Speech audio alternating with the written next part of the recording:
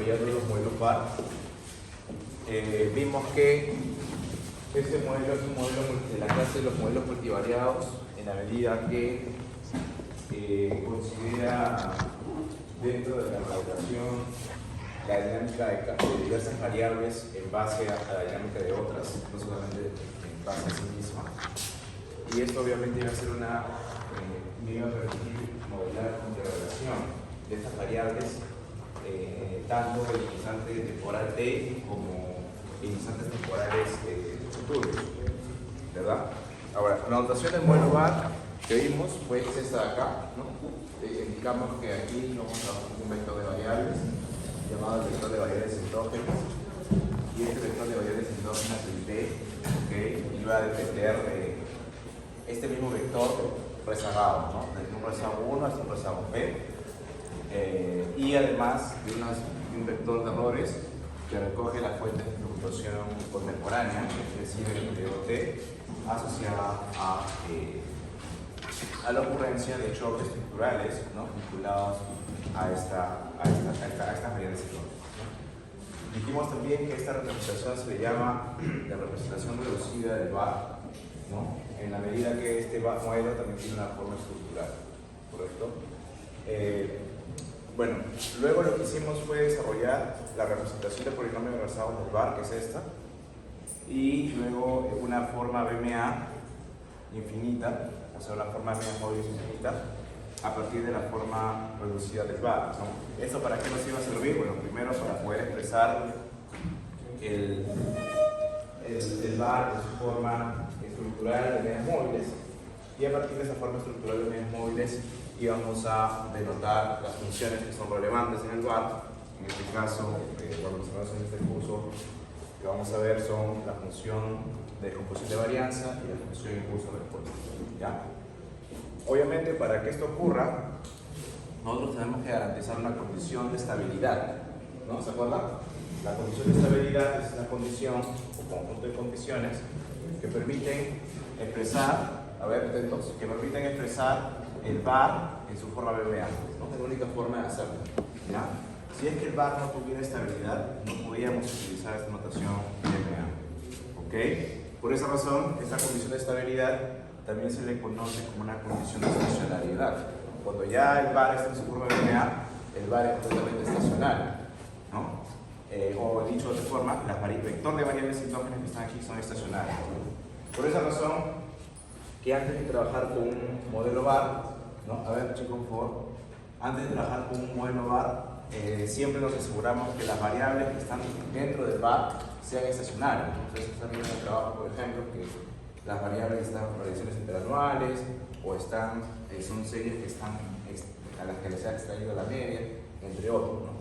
Eso asegura que en la práctica, cuando tú modelas el VAR, las series tengan estabilidad, el VAR sea estable y en tal sentido sea estacionario, ¿ya? Bien, eso es un poco un repaso de lo que hemos visto en la clase pasada. ¿Okay? ¿Se acuerdan, verdad? La clase pasada, o la inmediata anterior a esta, vimos modelos, la aplicación de los modelos datos, ¿no? Okay. Bien, ahí van a tocar un poco, estoy un poco con la garganta. Bien, entonces vamos a poner aquí un pequeño ejemplo de un VAR, ¿okay? Un VAR bivariado. Por ejemplo, vamos a considerar el vector formado por la brecha producto y de inflación, ¿no? Este es un VAR bivariado. ¿Por qué bivariado? Porque estoy considerando un VAR de dos variables, ¿ya? Muy bien, entonces lo que voy a hacer rápidamente es denotar este modelo VAR en su forma reducida y su forma estructural, y voy a imponer para ese caso una estructura autorregresiva de orden 1 normal, ¿ya?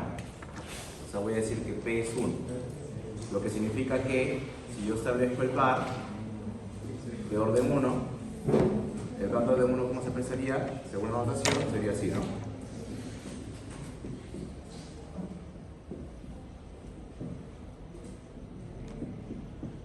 ¿Verdad? Si yo hago una notación de allá, el orden 1 sería así. Muy bien. Y su forma polinomio de rezagos ¿Cuál sería? Sería esta, ¿no?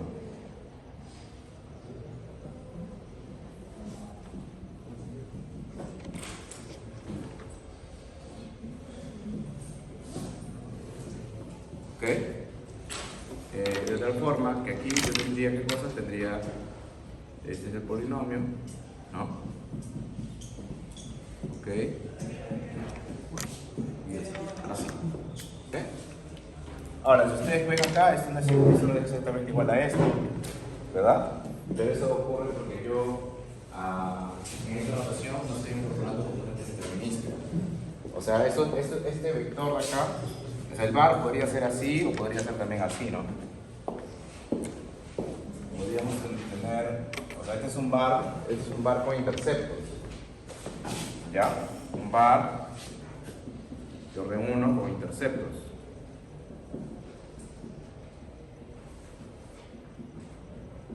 Pero también podríamos tener un bar con tendencias. Un bar 1 con tendencias. ¿Cómo sería ese caso? Sería este, ¿no? Sería, tenemos este modelo bar. Podría ser algo así.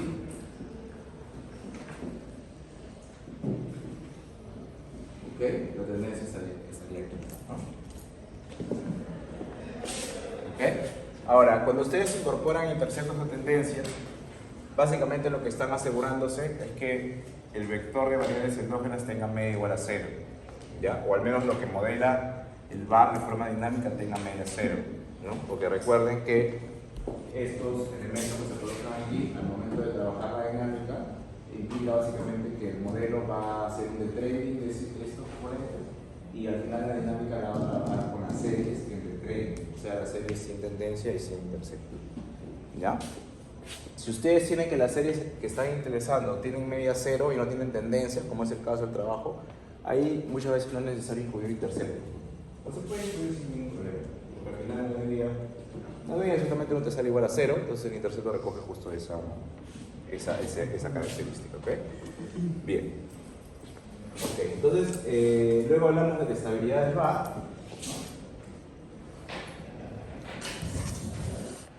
La estabilidad del bar, ¿cuándo será el bar estable? Inversa de los módulos.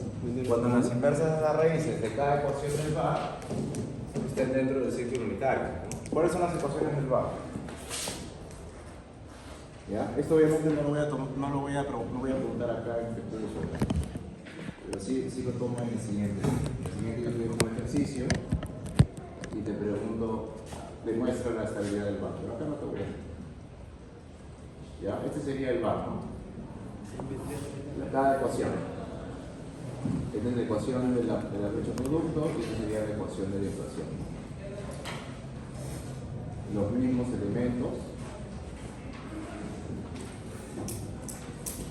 Así, ¿ok? Entonces acá yo tengo dos ecuaciones. Tengo la ecuación de arriba y tengo la de abajo, ¿correcto? Entonces lo que voy a hacer aquí es calcular por cada ecuación voy a calcular, en este caso siendo de orden 1, voy a calcular todas las raíces, ¿ok? Y finalmente voy a corroborar que todas las inversas de raíces estén dentro del ciclo unitario. O sea, supongamos que acá me sale por ejemplo, a ver si acá tengo ya, acá me sale una raíz, que es la raíz piso 1, o no, otros nombres, me sale L1 y acá me sale L2, supongamos. Entonces lo que yo tengo que hacer es calcular la inversa de esa raíz, a lo que llamo lambda, y con eso verificar que el módulo de este lambda sea menor que 1. Si yo corroboro eso, puedo asegurar que el bar es estable, ¿correcto? Entonces, como les digo, se hace para cada ecuación del bar. Obviamente, esta condición de cada ecuación del bar la planteo siempre que esta sea la representación que utilizo del bar. El bar tiene muchas representaciones.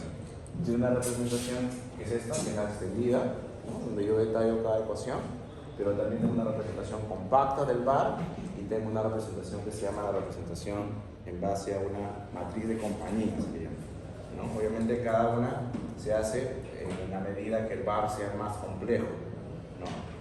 La forma compacta, por ejemplo, es esta.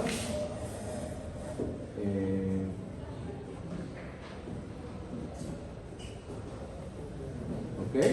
Donde X está formado por los rezados del bar, ¿sí? Y la forma de la matriz de compañía, ahí esto aquí, ¿sí? Si ustedes se dan cuenta, esto es cuando Y es sub-T, ¿cierto? Pero si tú quieres hacer una forma, una representación, donde estén todos los elementos, o sea, no solamente una observación T, sino todas las observaciones, eso se va a hacer así.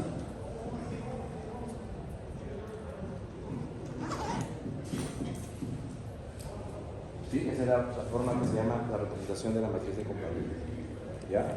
Y en cada ecuación, en cada representación del bar, ¿no? La condición de estabilidad será la misma, pero obviamente aquí vas a trabajar no con raíces de ecuaciones, sino con determinantes. ¿Sí? Eso lo vamos a ver si escribían conmigo, si escribían esto, si se lo repetiría. ¿Ya? Eso no lo vamos a ver acá. Este símbolo se llama producto crónico. ¿Sí? ¿Producto qué? Se llama producto crónico. Lo vamos a ver. Este es un producto matricial. Producto crónica. Y otra cosa también acá, perdónenme, sobre que no lo había dicho, estos son las formas que se llaman las formas T, no son las reglas exactamente. La forma vectorial de cada una de ellas. Del B creo que sí les he comentado. ¿No? ¿No? A ver, ¿qué? El B lo que hace es volver columnas en todo, o sea, distintas columnas y apilarlas en una sola columna. Y ahí se encuentra esa forma. ¿Ya? Eso se llama la representación de matriz de compañía. ¿Ya? Y la de arriba se llama la representación compacta del bar. Nosotros estamos haciendo la representación más sencilla, que es la representación extendida. ¿No? ¿Por qué lo he hecho? Porque este es un bar de orden 1. ¿No? Si tuviera un bar de orden 2, de orden 3, de orden 4, acabarían más pesados, ¿no? Y obviamente sería más compleja la derivación o la organización. En cambio, estas dos representaciones me permiten representar cualquier modelo bar, ¿sí? de cualquier orden, esas notaciones. Por eso que cuando se utilizan modelos bar, o se desarrolla la teoría de bar, me gusta utilizar estas notaciones porque simplifican bastante el cálculo. ¿Ya? De hecho, cuando yo les he puesto la estimación del bar, aquí yo les he puesto la representación compacta del bar. Esta que ustedes ven acá es la representación compacta. Y eso de ahí, por ejemplo, me permite evidenciar que la estimación de estos dos parámetros es igual, equivalente a estimar cada ecuación por MCO. ¿Eso lo dije? No lo he dicho, ¿no? Ya, pero eso lo vamos a ver. Es decir, cuando yo demuestro esto, ustedes ven, acá tiene la forma MCO, X transpuesta por X a la menos 1, X transpuesta por Y, ¿no? Que es la clásica fórmula de MCO. ¿Ya? Esto de acá lo que te quiere decir es que los parámetros del bar, que son estos cuatro que están acá, se pueden obtener haciendo una regresión MCO de cada ecuación por separado. Es decir, que yo haga una minimización de la suma de cuadrados de este error y obtengo estos dos parámetros. Que yo haga una minimización de la suma de cuadrados de este error y obtengo estos dos parámetros. ¿Ok? O sea, acá haría dos regresiones, ¿correcto? Y lo que demostramos con esto de aquí es que hacer eso es equivalente a estimar el bar una sola vez, o sea, hacer una sola regresión y obtener los parámetros de esa forma. ¿Ya? ¿Okay? Eso es lo que se demuestra. Bien. Entonces, una vez que yo tengo el bar estable, ¿no? Una vez que yo demuestro la estabilidad del bar, ¿okay? Lo que tengo que hacer luego es representar este bar que está aquí, ¿no? En su forma SVMA, ¿no? Esta es la que tenemos aquí, que fue justamente lo que nos quedamos en la clase anterior, ¿verdad? Bien, entonces voy a hacer rápidamente, voy a hacer por acá la notación SVMA, ¿ya? ¿Se han copiado? Esto es un ejemplo, tómale fotos. Ya, entonces acá voy a poner la forma VMA primero y luego la forma SVMA.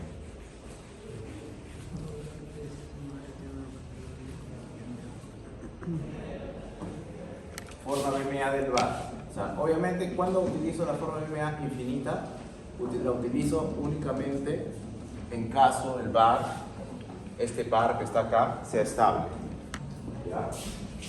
Entonces, eso que me permite representar que YT se puede expresar de la siguiente forma. Se puede expresar como E sub t más θ sub 1 por E sub t menos 1, P sub t, no, P sub t, acá B sub t menos 1, B sub t menos 2 y así sucesivamente, ¿no? Y eso es lo que yo voy a denotar de esta forma, ¿no? Como un polinomio de rezados multiplicado por B sub t. ¿Ok?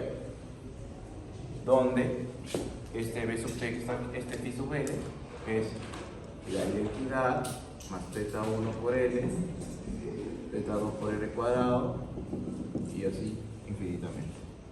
¿Está bien? ¿Ok? Esa es la forma BMA infinita. ¿Ya? ¿Está bien? ¿Sí? Ahora yo, adicionalmente a eso, yo voy a plantear una forma que se va a llamar la forma SBMA infinita. ¿Qué es la forma SBMA infinita? Es la forma estructural del de arriba. ¿Y cómo lo voy a hacer? A partir de la relación que existe entre la forma bar reducida y la forma estructural. Eso lo vimos en la clase pasada.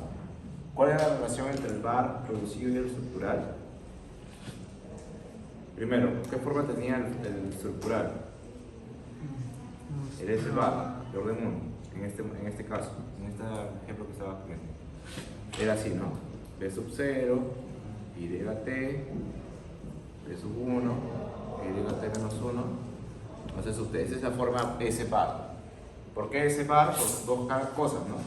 Porque primero que en la modelación se reflejan las relaciones contemporáneas que están entre las variables endógenas que están aquí, y en segundo lugar que dos errores que están acá son ortogonales, ¿no? Y representan shocks, cada uno vinculado a una variable endógena, ¿sí? Eso lo hemos visto ya en la clase anterior, correcto, todos de acuerdo, ¿verdad? Entonces nosotros dijimos que esta forma está relacionada con la forma bar reducida. Acuérdense, la forma bar reducida es esta, ¿no? Estoy utilizando un bar de 1 nada más, es esto. Tienen una relación, ¿cuál es la relación?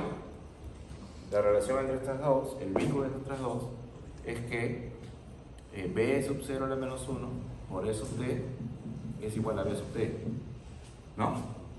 Entonces, ¿eso qué va a implicar? Va a implicar que si yo parto del BMA y lo quiero volver en su forma SBMA, lo que voy a hacer es representar B sub t en su forma estructural, ¿no? Y eso que va a generar que YT se represente así, ¿no? Esto sub L, y en lugar de B sub t voy a colocar esto, ¿no? B sub 0 a la menos 1 por E sub t. ¿Ok? ¿Y esto qué significa? Significa que YT, si hago el desarrollo de esto, como lo hice arriba, sería esto, ¿no? E sub t más B sub 0 a la menos 1 por θ1 por E sub t menos 1. No voy a medir la parte de arriba, ¿no? Más B sub 0 a la menos 1 por θ sub 2 t menos 2 y así sucesivamente. Es decir, que estoy observando que ahora lo que me dice esta representación es que el vector de variables endógenas en T depende de una combinación lineal infinita de rezagos del vector de errores estructurales, ¿no?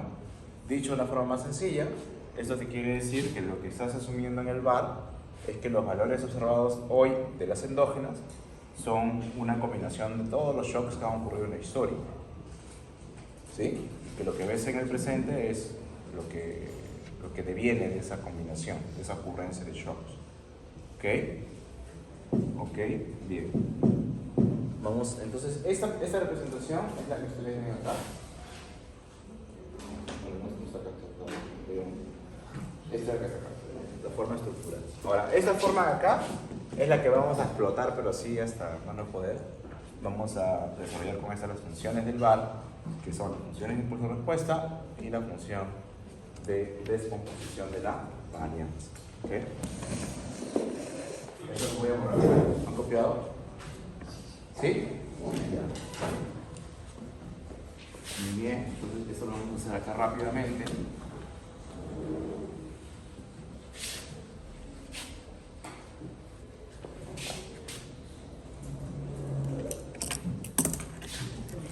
Muy bien, entonces vamos a empezar desarrollando la llamada función impulso-respuesta. La función impulso-respuesta es una de las funciones más atractivas desde el punto de vista económico que tiene el banco. Es una de las más bonitas.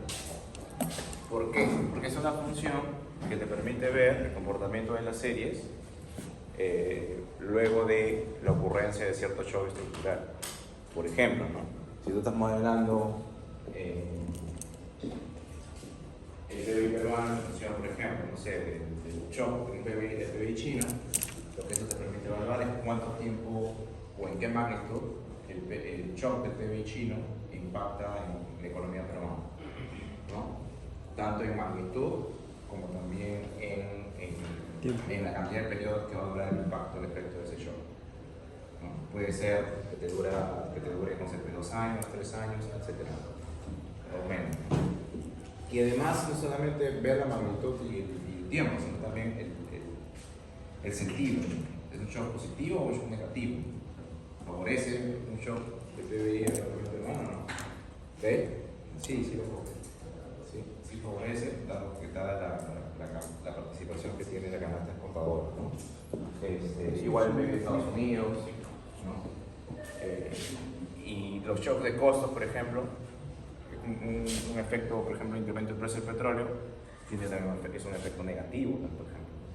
Es un shock de oferta negativo y genera una contracción del producto en cierta magnitud, y obviamente si no se controla, también puede durar mucho tiempo, ¿no? Ustedes, por ejemplo, en el trabajo han visto la función impulso-respuesta de los autores, ¿cierto? Claro, lo hace con Bayesian, ¿no? Con varios escenarios, pero a ustedes la idea es que les salga algo similar, ¿sí? Y lo que yo quiero que exploten es la función de impulso-respuesta también, y le den una explicación económica, ¿ya? Muy bien, entonces, bueno, pero veamos qué notación tiene la función impulso-respuesta. La firma. La función impulso-respuesta lo que va a hacer es lo siguiente. Lo primero que vamos a hacer es partir de la forma SBMA, hasta aquí, justamente, ¿okay? La forma SBMA, acá debe ser ese usted. Bueno, acá hay un intercepto. Acá sí también tiene razón. Acá me faltó otro número. Ya.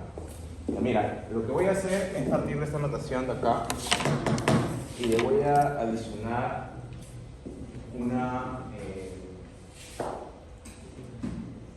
lo voy a representar en una notación que se llama la notación STEP, una notación STEP forward, ¿okay? Es decir, una notación de lo que va a pasar ese periodo hacia adelante, ¿sí? Puede ser letra S, step, ¿okay? Y lo que voy a hacer es, para hacer ese step, es adelantar esto a ese periodo, ¿ya? Pero antes de eso, yo quiero que veas esto, ¿ya? Voy a copiar esto mismo.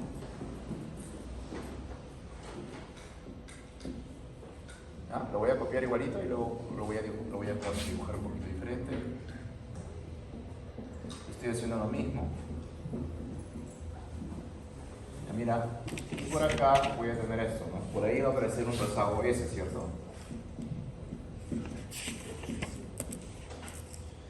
¿No? Y luego de eso que vienen los otros, ¿no? Ese más uno.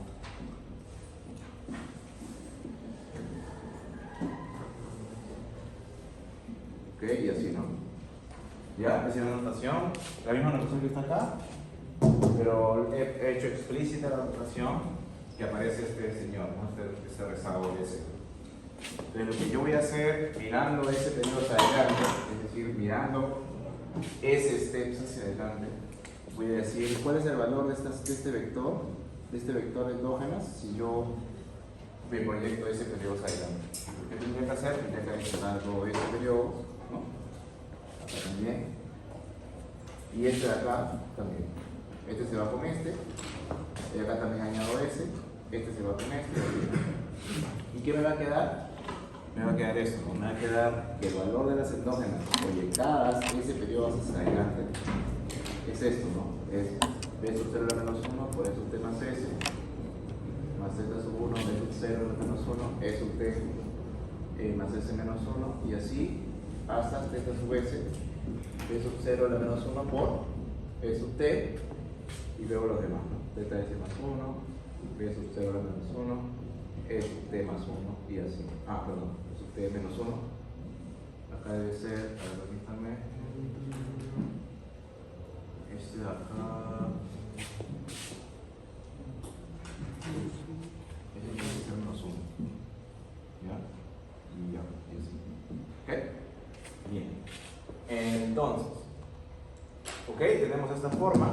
Y lo que yo voy a preguntarme es lo siguiente. Me voy a preguntar, ok, si tengo si esto es lo que ocurre con las variables endógenas, ese periodo hacia adelante, ¿qué es lo que pasa con esta dinámica de esta variable endógena, ese periodo hacia adelante? Si ocurre el día de hoy, o sea, en el periodo T, ocurre un determinado shock estructural. Por ejemplo, yo les estaba hablando de este vector de variables, ¿no? De la brecha producto y de la inflación, ¿no? Entonces yo voy a centrarme, me voy a centrar únicamente en este de acá, ¿ya? Y le voy a decir acá B sub 0 a la menos 1 va a ser B sub 0 a la menos 1 es de dimensión n por n, n es igual a 2, ¿no? Porque es vector de variables endógenas.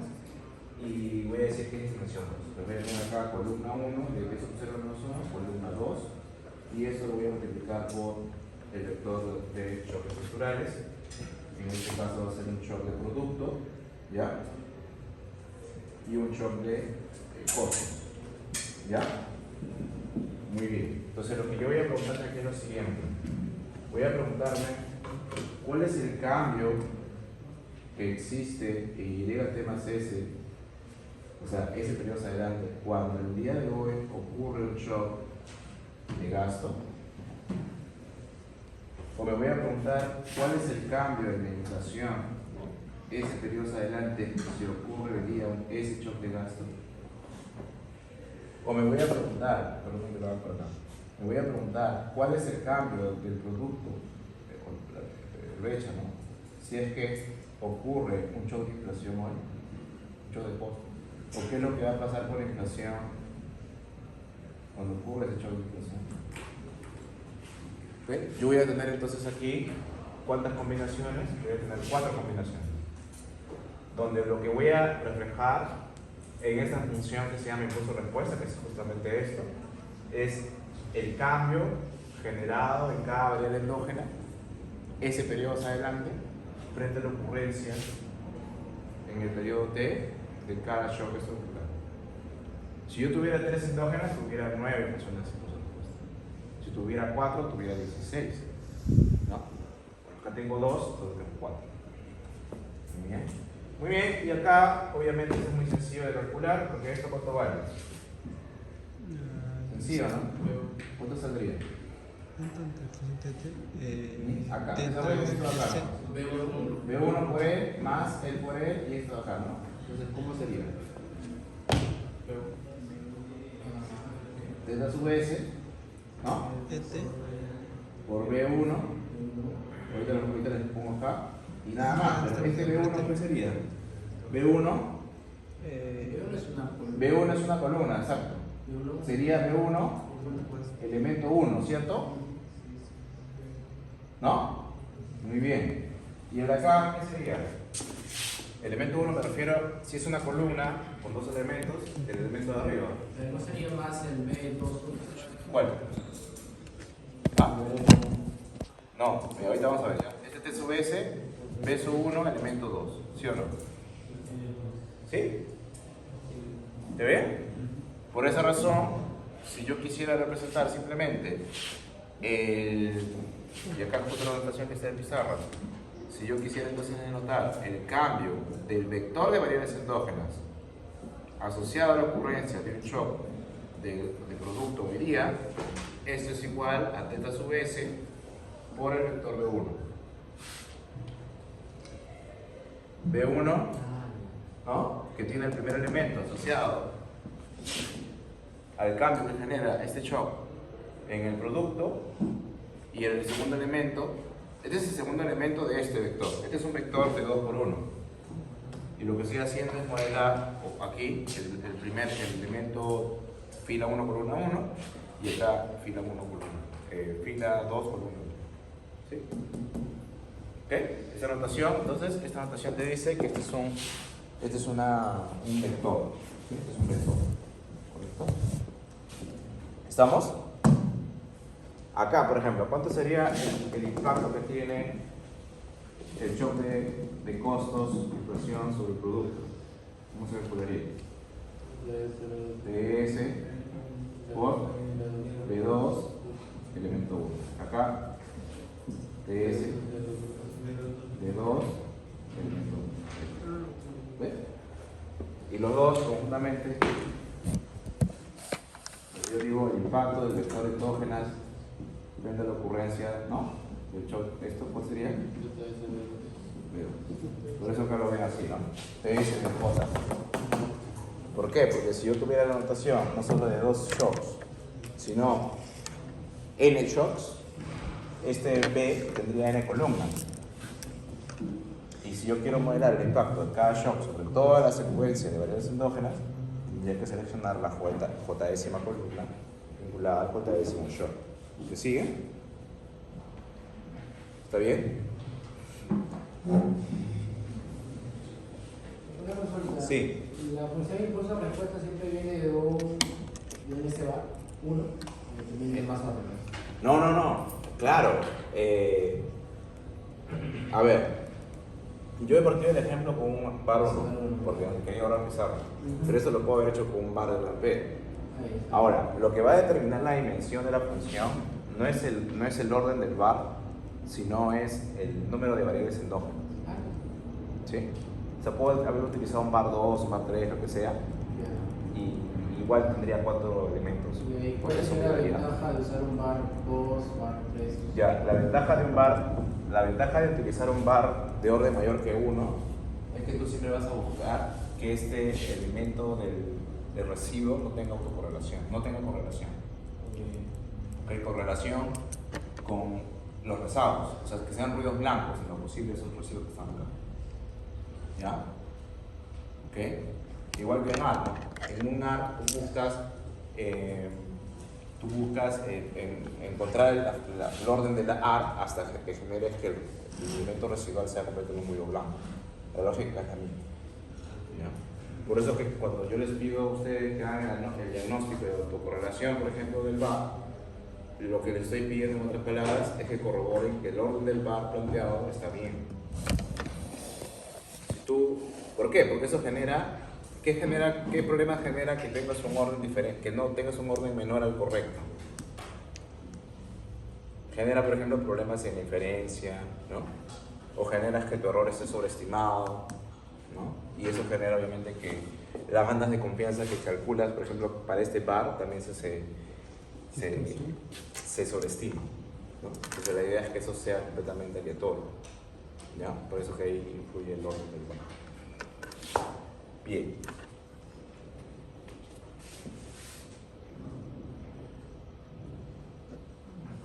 Muy bien.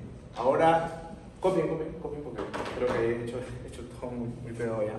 Termino de copiar para ahora hablarles de la función de composición de variables.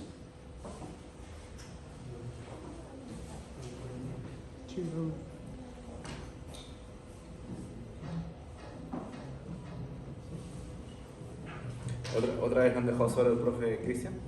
Sí. ¿Qué ha pasado? ¿Recuperó hoy día también? ¿Ah?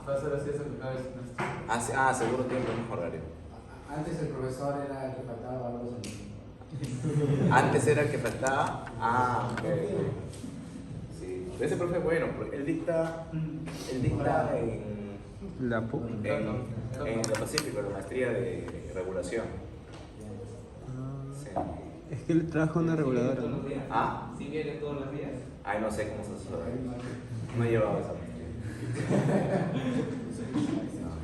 No, pero a veces sí, es que pasa que trabaja en el rubro de regulación y es asesor de alta dirección. Entonces ahí a veces salen temas. Tiene que viajar. Claro, también. Dices, es asesor, pero tienes que viajar con el presidente de la entidad. Ah, con razón para que. Claro, Ajá, dígame. claro, es así.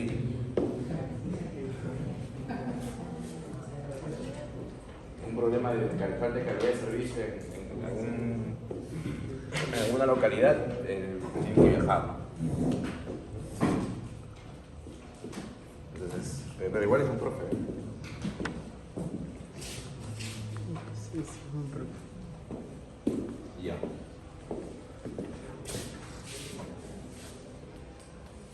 Bien, entonces esta parte lo voy borrando, ¿ya? Vamos a hacer ahora la decomposición de la varianza. ¿Qué pasa con esto?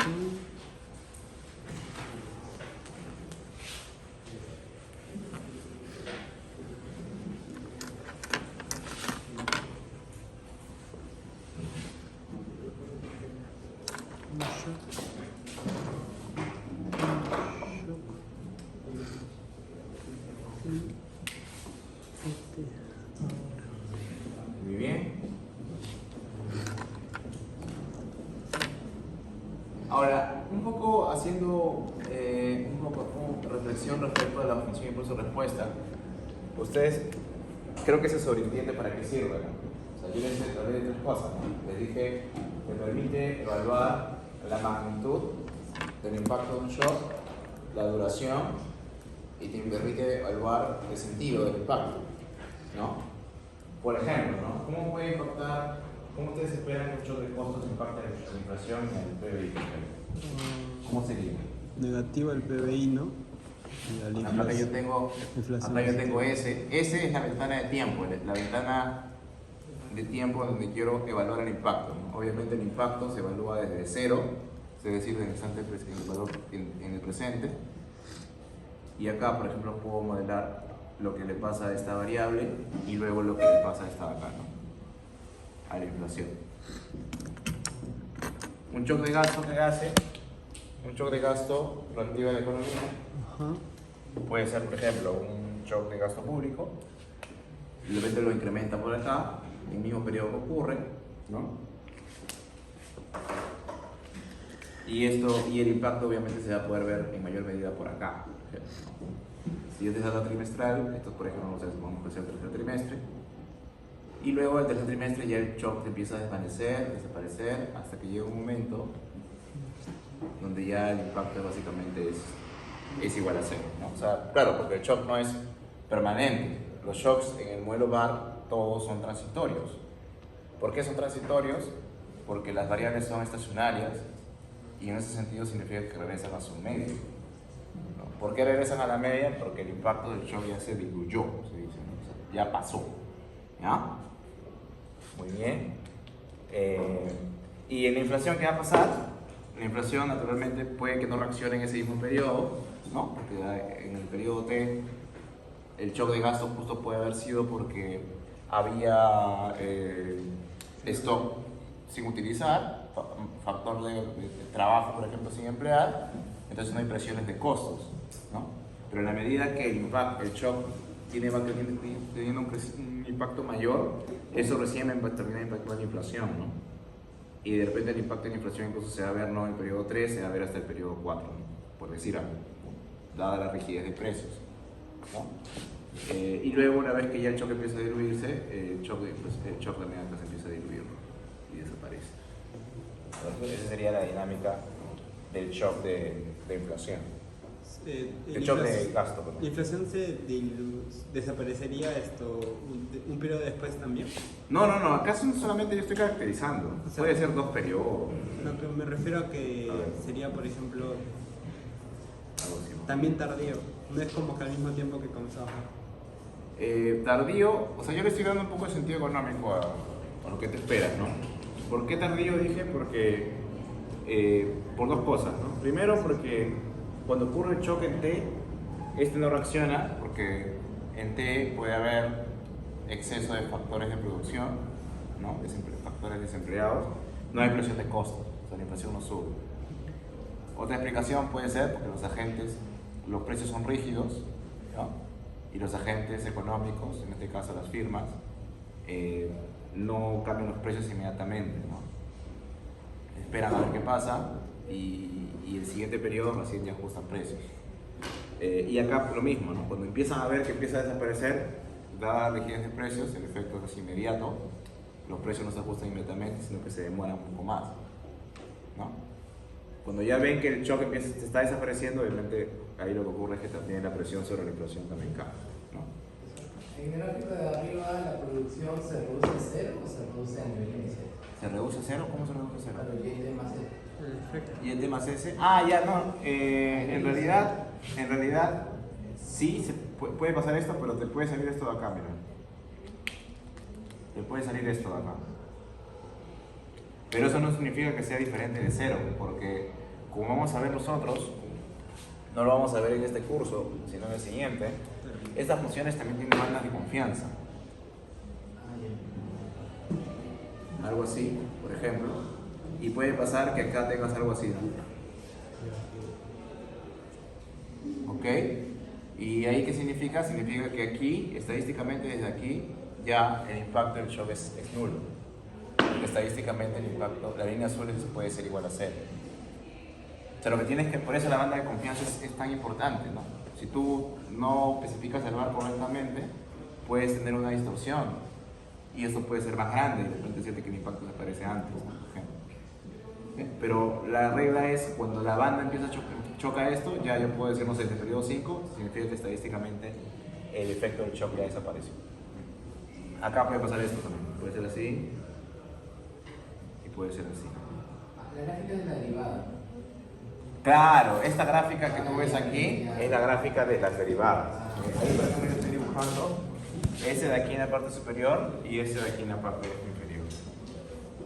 Lo mismo podría hacer con el shock de demanda, el shock de costo. ¿Cómo funciona la economía? ¿Cómo reacciona la economía a un shock de costos?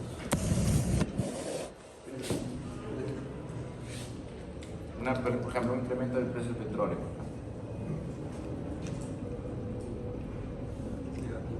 ¿Qué ocurre? Puede pasar esto, ¿no? Puede pasar que la inflación, ocurre el shock, la inflación se ajusta acá y de ahí reacciona más, ¿no? Y de ahí empieza a bajar, puede ser. ¿Ok? ¿Y qué ocurre con el producto? Cuando hay un shock de costos. ¿Qué nos dice la teoría económica? La teoría macro. Cae, ¿sí o no? ¿Todos claros por qué cae?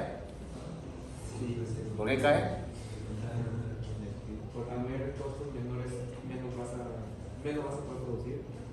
En realidad, más que menos vas a producir, lo que va a ocurrir cuando suben los costos es que si tú quieres ofrecer lo mismo, lo vas a tener que vender vas a tener que ofrecer a un costo más alto.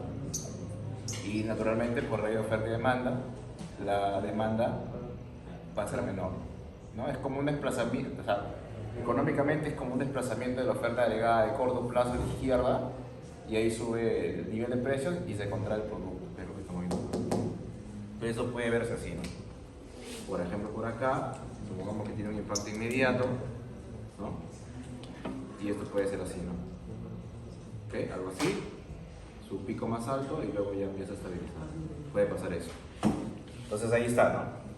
En el sentido, ¿no? El sentido del impacto, ¿no? Shock de costos impacta negativamente el producto y positivamente la inflación, ¿no? Y acá igual haces tus valores de confianza para ver estadísticamente hasta cuánto dura el shock, igual acá, ¿no? Esto es lo mismo que ustedes lo van a hacer, ¿no? ¿Sí? Y chiquita es la tasa de variación. Ah, Y chiquita es la brecha producto, ¿no? Es la... O sea, claro, en su trabajo esta es la tasa de crecimiento interanual del producto. Acá se estoy utilizando la brecha, que la brecha es estacionaria, ¿no? En los modelos VAR se utiliza a veces tasa de crecimiento, otras veces se utiliza la fluctuación de la serie de tendencia, o algunos utilizan ciclos económicos directamente, ¿no? Pero ¿por qué no le pones derivada con respecto a tal? Ya, ¿por qué no le pongo derivada? No se supone que sería inmediata el efecto. Buena pregunta, buena acotación. Buena acotación, sí, tienes razón. Sí, matemáticamente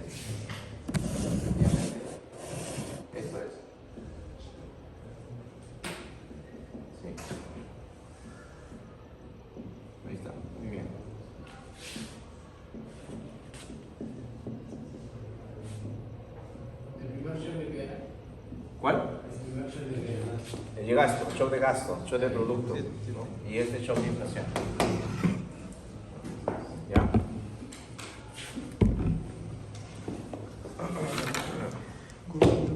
Si ustedes continúan con esta literatura de Barr y llegan hasta los bayesianos, van a ver que y los bayesianos no lineales, van a ver que incluso este modelo se puede extender a su forma no lineal.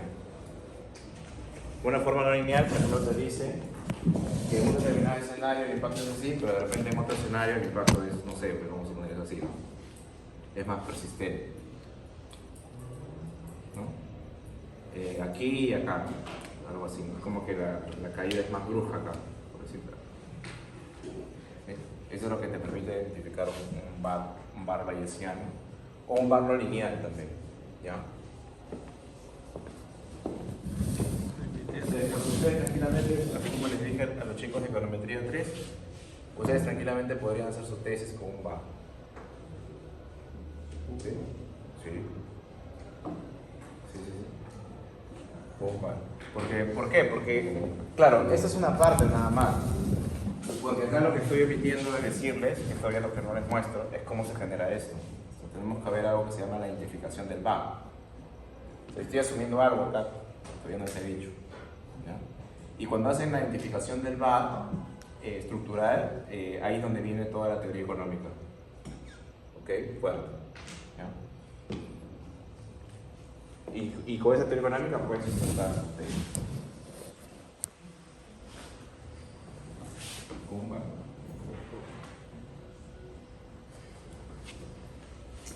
Ya, esto lo puedo borrar, ¿no? ¿Qué estoy borrando?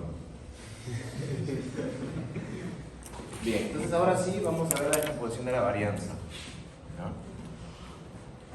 ¿Qué cosa es la descomposición de la varianza? ¿No? Es, como su nombre lo dice, es una varianza que se pasa a ser descompuesta. ¿Qué significa que una varianza sea descompuesta?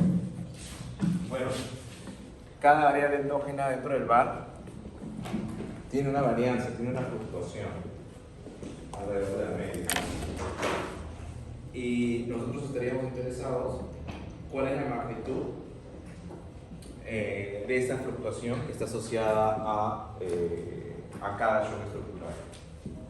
¿No? ¿Ok?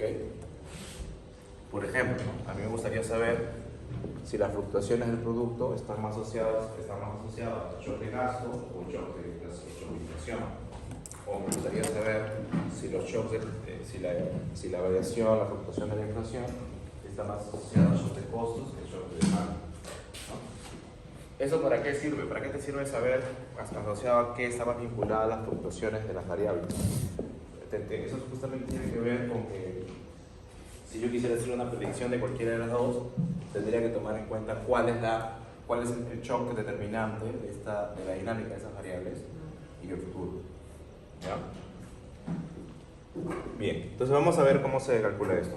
Entonces para hacer esto necesitamos recordar algunos conceptos, como el concepto de el error de predicción, y el segundo concepto que vamos a ver es el error cuadrático medio. ¿Se acuerdan de eso? ¿Sí? Pero en este caso lo vamos a hacer con un VAR. ¿Ya? ¿Qué voy a hacer? Voy a partir de la forma SBMA que habíamos trabajado hace un momento. Le voy a poner descomposición de varianza.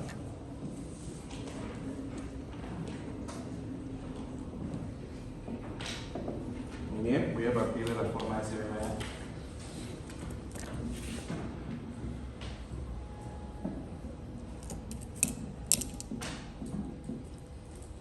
Y es más, no solamente la forma SBMA, sino ya S periodos adelante, ¿no? O sea, un S forward, ¿no? O sea, un S periodos adelante. Entonces voy a dar aquí, ¿no? Lo que puse en un momento, ¿no?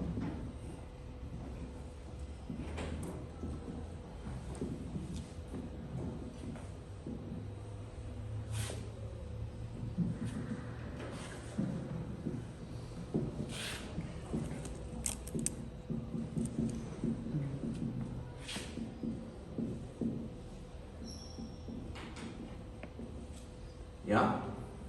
Y lo que voy a hacer aquí es un pronóstico de este valor. Este T más S es un valor futuro, ¿cierto? Es como que mirar lo que va a ocurrir con T, con el vector de varianza endógenas, ese periodo está adelante. Entonces lo que yo voy a hacer aquí es un pronóstico de esto. El pronóstico de esto es este de aquí. ¿De acuerdo? ¿Cómo se llama esto? El valor esperado condicional, ¿no? ¿Y qué puedes la regla? Como yo calculo el valor esperado condicional, con los errores que están aquí, es como si fueran ruidos blancos, que se cumple esto, ¿cierto?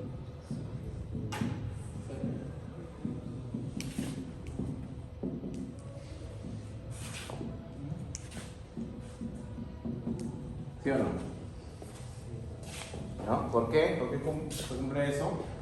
Porque todos los elementos que están acá delante de T, de T más 1 hasta S, todos tienen esperanza condicional igual a 0. Y los únicos esperanzas condicionales diferentes de 0 son esos, ¿no? De T, de menos 1 y así. Con lo cual, el error de predicción, ¿a qué es igual? Si yo resuelvo esos dos, voy a ver que existe una parte en común en los dos, ¿no? ¿Cuál es? Este se oye con este de acá, ¿no? ¿Y qué me va a quedar? Me va a quedar esto. Me va a quedar que esta varianza, perdón, este error de predicción es B sub 0 de menos 1 por sub T más S más T por 1. Así hasta S menos 1. Eso va a quedar, ¿cierto? ¿De acuerdo o no? ¿Sí? Y lo que voy a hacer ahora es calcular la varianza de ese error de predicción. O sea, la matriz de varianzas covarianzas, ¿no? ¿Ok? ¿Se acuerdan cuánto era la matriz de varianzas covarianzas de este de acá? Del SBAT.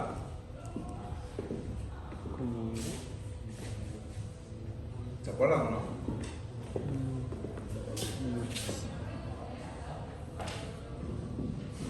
¿Cuánto sale esto?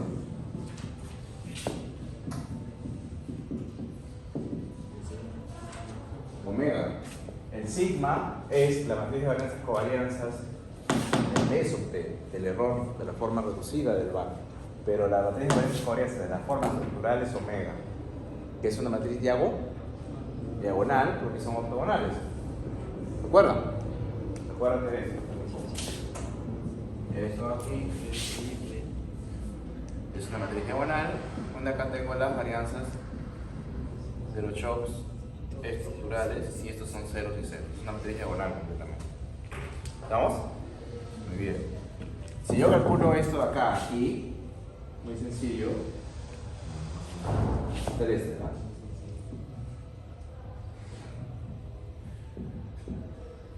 El primero, el segundo.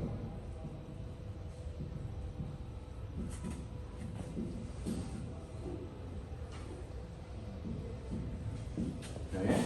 Y el último.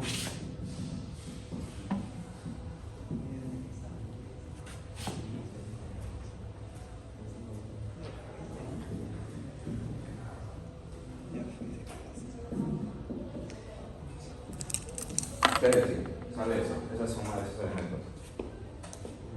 Este ya ustedes son unos tigres, ¿cierto? Tigresas también. ¿No? Matriz de varianzas covarianzas de esto es la esperanza de esto por la transpuesta. Queda este de aquí a un lado, al otro extremo queda la transpuesta y el medio queda la esperanza de él por su transpuesta, que es omega. Acá lo mismo, ¿no? Este queda a la izquierda, su transpuesta de esto acá y el medio queda la esperanza de por su transpuesta, que es omega, ¿no? Y así lo mismo hasta el último. Esto queda afuera, se transpone aquí y el medio queda omega. ¿Estamos? Y lo que se va a demostrar de esto es que la matriz de varianzas, covarianzas del error de predicción, se puede expresar como una suma de las varianzas. Aquí está, lo que he puesto ahí está acá. Eso de ahí se va a representar así. Pero para que me entiendan esa notación, yo lo voy a hacer con un bar bivariado, un bar de 2. ¿Ya?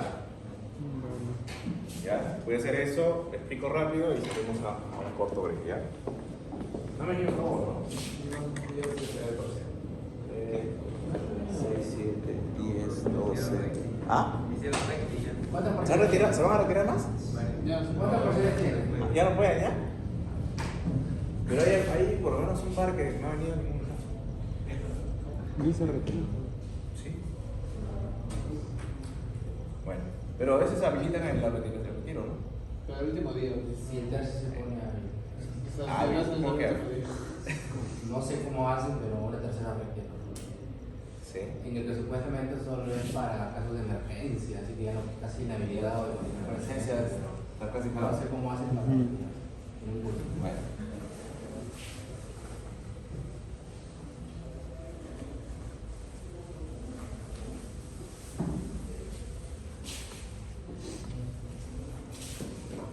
Muy bien, entonces a ver, vamos a hacer esto con un value variado, ¿ya? Y con ese, ¿cuántos step forward quieren? ¿3? ¿Está bien? Ya, un step forward, un paso adelantado de 3. Muy bien, entonces allí yo tendría esto, voy a hacer esto de acá. T más 3, ¿no?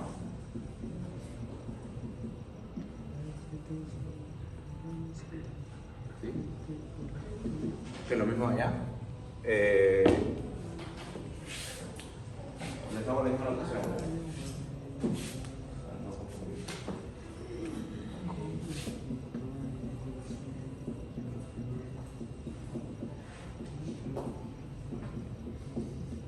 ¿Está? Esto es igual, B sub 0. Bueno, B sub 0 la menos 1 es, voy a representarlo como una matriz de columnas, ¿ya? ¿Cuántas columnas tiene B sub 0? A menos 1, ¿listo, no? La notación de columnas, ¿ya? 2 columnas, ¿ok? Omega es eso, ¿no? Acá serían ¿cuántos shocks? 2. Y acá la transpuesta de B sub 0, ¿no? Ahí está, el primer elemento, ¿está bien? Muy bien, ¿quién más sigue? Tengo que hacerlo hasta cuándo? Hasta ese menos 1, yo tengo que hacerlo hasta 2, ¿no? Hasta ese elemento 2. Vamos a seguir, ¿ya? Aquí, hacemos esto.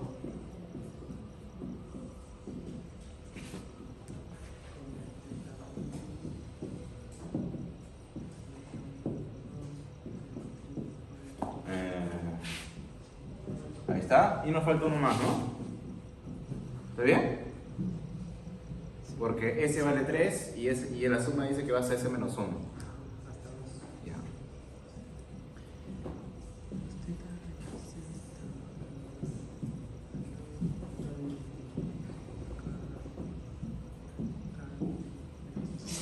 Listo, ya está. Hemos hecho una anotación para N2 y S3. ¿Estamos? Muy bien.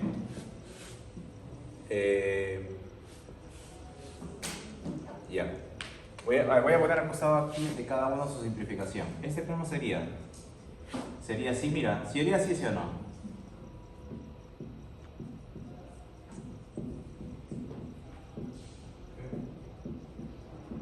¿Sí o no? ¿No? Fila por columna, me queda él por él. Fila por columna, me queda él con él. ¿Cierto? Ok. Y el de acá, B2, este de aquí y ahí está. ¿No? Primer término entonces, una separación de... ¿Ve? O sea, este de aquí se puede separar. Una parte influenciada por la varianza del shock 1 y otra parte por la varianza del shock 2. Vamos a ver este de aquí. Así sí o no, mira.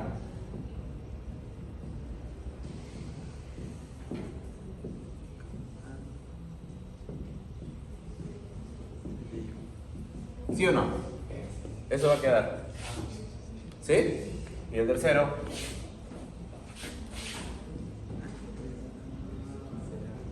¿Ya se está dando cuenta del truco o no?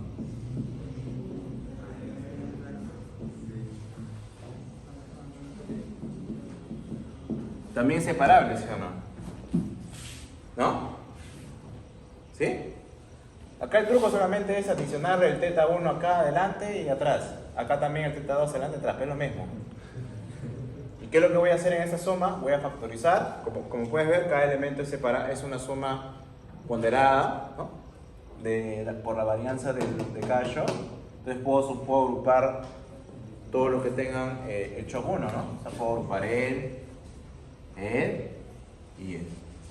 Y luego puedo agrupar él con él y con él. Lo que significa que la matriz de varianzas y covarianzas total se puede representar como una suma ponderada, ¿no?, de las varianzas de cada shock estructural.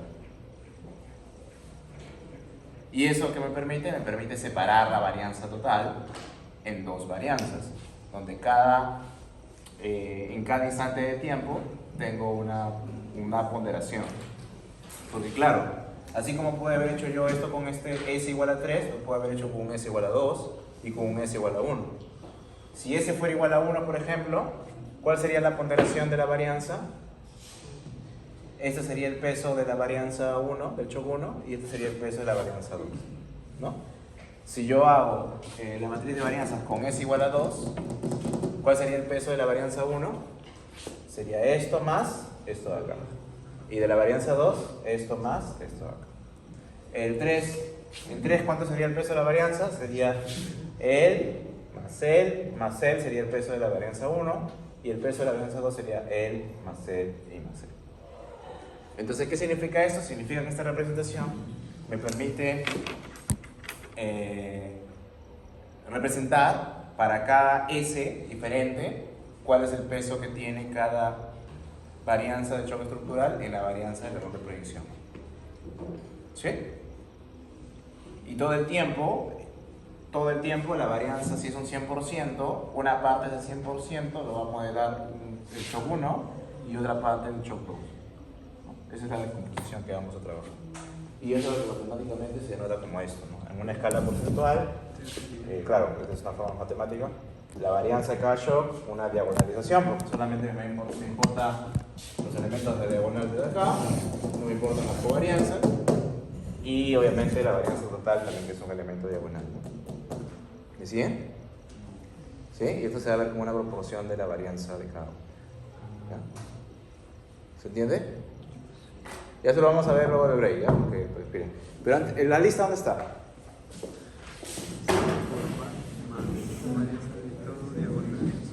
La lista. Muy bien. Antes que se vayan al break. ¿No? Mejor después. ¿Mejor después?